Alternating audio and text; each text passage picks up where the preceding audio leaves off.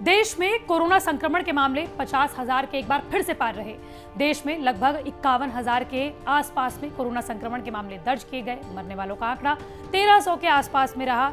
इसी बीच तीसरी लहर के बारे में बात की जा रही है। दरअसल डेल्टा वेरिएंट, जिसने कि देश में दूसरी लहर में खूब तबाही मचाई थी, उसने एक बार फिर से रूप बदल लिया है, जिसे कि हम डेल्टा प्लस वेरिएंट के नाम से जान रहे हैं।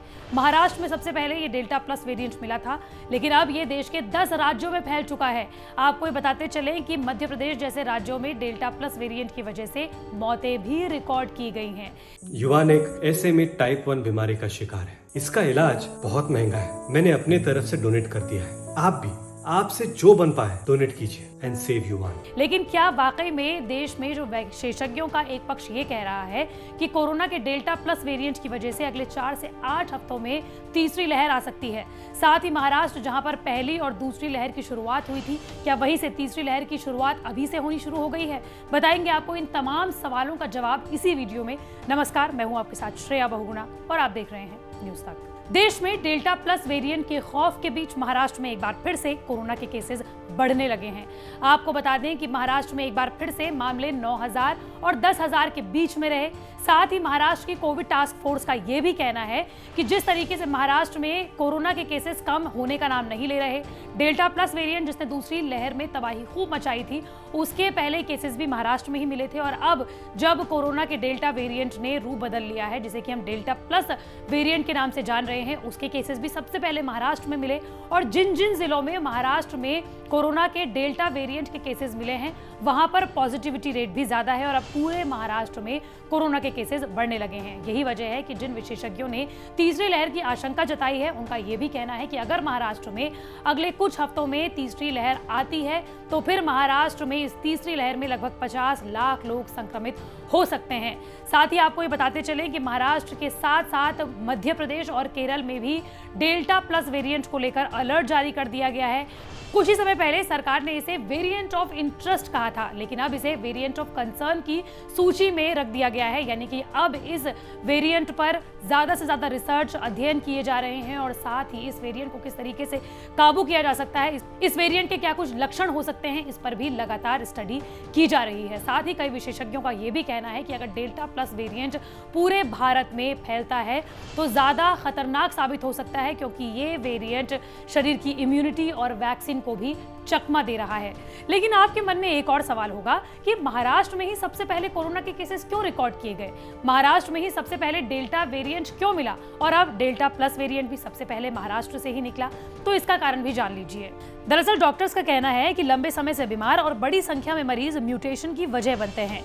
विदेशी यात्री, समुद्री कारोबार, मौसम, घनत्व जैसे कई फैक्टर्स हैं, जिसकी वजह से विशेषज्ञ ये मानते हैं कि पिछले साल अक्टूबर में महाराष्ट्र में डेल्टा वेरिएंट का पहला मामला सामने आया था। दूसरी लहर के लिए यही म्यूटेशन जिम्मेदार था। म्यूटेशन पर अध्ययन के लिए नवंबर 2020 से 31 मार्च 2021 के बीच 733 सैंपल्स इकट्ठा किए गए थे, जिसके बाद जीनोम सीक्वेंसिंग की प्रक्रिया शुरू हुई, जिसमें पाया गया कि वायरस 47 बार म्यूटेट हो चुका है।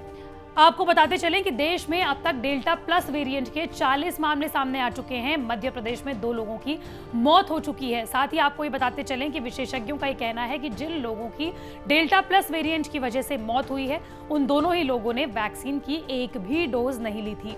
साथ ही विशेषज्ञ ये भी कहते हैं कि जिन भी लोगों ने वैक्सीन की दोनों डोजेज ले ली हैं, वो किसी ना किसी हद तक डेल्टा प्लस वेरिएंट से बचे हुए हैं। लेकिन ऐसा नहीं है कि इन लोगों को डेल्टा प्लस वेरिएंट अपने शिकंजे में नहीं ले सकता।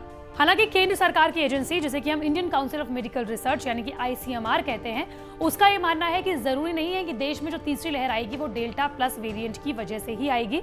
इसके दूसरे फैक्टर्स भी हो सकते हैं। यानी कि अगर लोगों ने कोविड अप्रोप्रिएट बिहेवियर नहीं किया, लोगों ने मास्क नहीं लगाए, सोशल डिस्टेंसिंग का पालन नहीं किया, या फिर लोग अगर भीड़भाड़ वाली जगहों पर शामिल होते हैं, तो भी देश में कोरोना की तीसरी लहर आ सकती है। लेकिन इसी के साथ साथ ICMR ने 3 प्रमुख कैरेक्टरिस्टिक्स बताए हैं डेल्टा प्लस वेरिएंट के। वो कौन कौन से कैरेक्टरिस्टिक्स हैं, आपको वो भी जान लेना चाहिए। दरअसल विशेषज्ञों का कहना है कि ये डेल्टा प्लस वेरिएंट ज्यादा संक्रामक है। हम सभी जानते हैं कि जब सबसे पहली बार देश में कोरोना की पहली लहर आई थी, उस वक्त कोरोना ज्यादा संक्रामक नहीं था। लेकिन इसके बाद जो UK में यानी कि यूनाइटेड किंगडम में वेरिएंट मिला था कोरोना का, जिसे कि हम अल्फा नाम से जानते हैं, वो कोरोना के प्राथमिक वेरिएंट से 50 से 60 गुना ज्यादा संक्रामक था।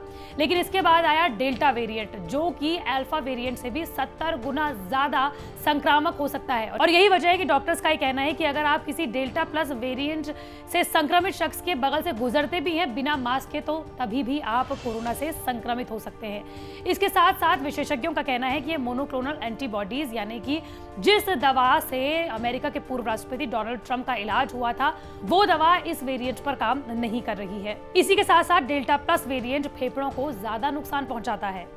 आपको बताते चलें कि महाराष्ट्र ऐसा राज्य है जहां पर पहली बार कोरोना की पहली लहर आई थी, दूसरी लहर आई, और अब विशेषज्ञ आशंका जता रहे हैं कि महाराष्ट्र एक ऐसा राज्य हो सकता है जहां पर कोरोना की तीसरी लहर की शुरुआत हो सकती है और फिर धीरे धीरे ये बाकी राज्यों में फैल सकती है। आपको बता दें कि डेल्टा प्लस वेरिएंट के अलग अलग मामले अलग अलग देशों में रिकॉर्ड किए गए हैं, जैसे कि अमेरिका में डेल्टा प्लस वेरिएंट के तकरीबन 200 मामले सामने आए हैं।